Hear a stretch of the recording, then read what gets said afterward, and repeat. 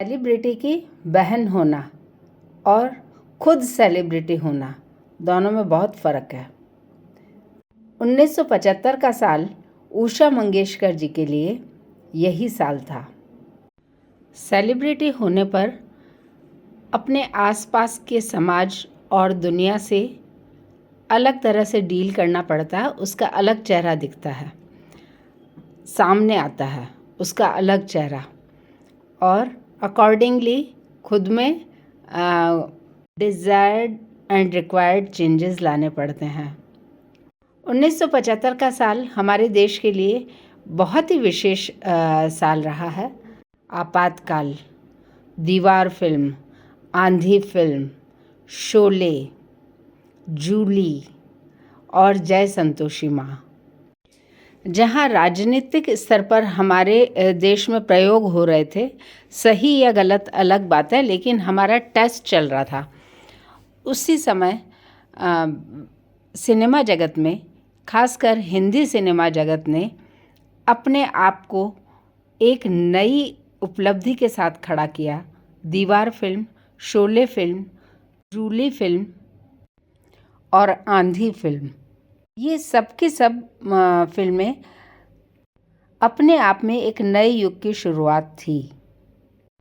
इन सब के बीच में जय संतोषी माँ का इनके साथ बराबर टक्कर देते हुए खड़े रहना अपने आप में एक विशेष बात है, और वो हमारी सामाजिक परंपरा, हमारी सांस्कृतिक चेतना की ओर भी इशारा करती है।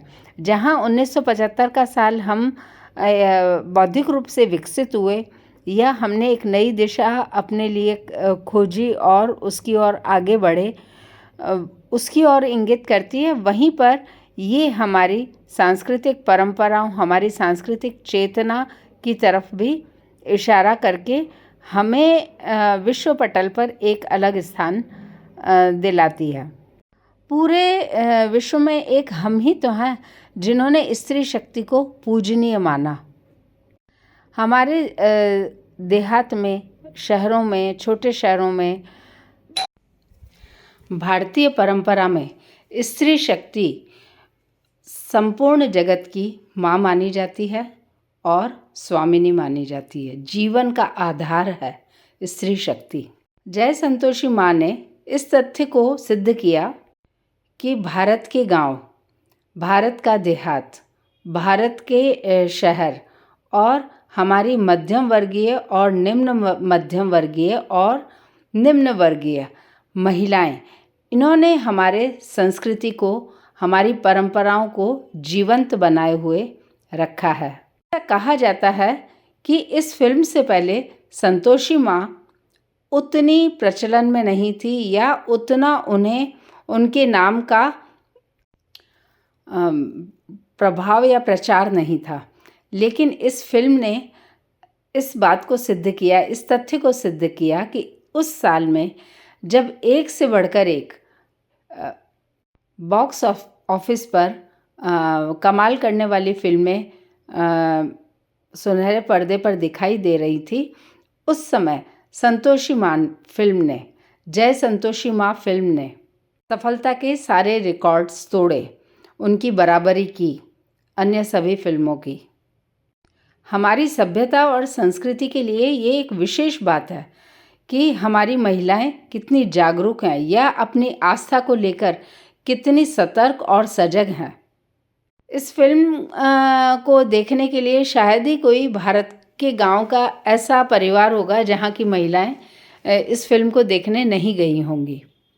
और हमेशा की तरह इस फिल्म के गीत और संगीत ने अपना पूरा जादू प्रभाव इसकी सफलता पर दिखाया। उषा मंगेशकर जी ने इस फिल्म के गीतों को अपना सुरीला कंठ प्रदान करके भक्ति की जिस गंगा का प्रवाह हमारे समाज की सोच समझ में किया, वो अपने आप में एक विचारणीय और विचारणीय स्थिति है और एक उपलब्धि के रूप में है। उषा मंगेशकर जी के अकेले के लिए नहीं, एक समाज और एक संस्कृति के रूप में हम सबके लिए भी ये एक उपलब्धि के रूप में है। जय संतोषी माँ हम सब पर कृपा करें। हमारा समाज, हमारा देहात, हमारे शहर, हमारी महिलाएं अपनी आस्था को बनाए रखने के लिए कितनी सजग और सतर्क हैं। उनकी इस सजग और सतर्क व्यक्तित्व और चरित्र को हम प्रणाम करते हैं।